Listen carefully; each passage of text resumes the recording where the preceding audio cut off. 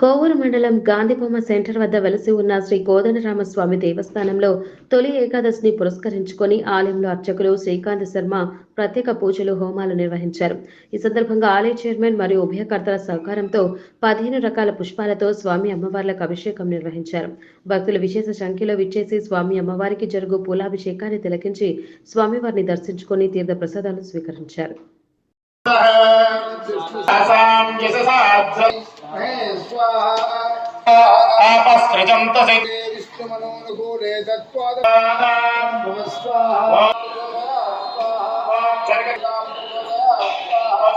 కూడా లేచి అక్కడికి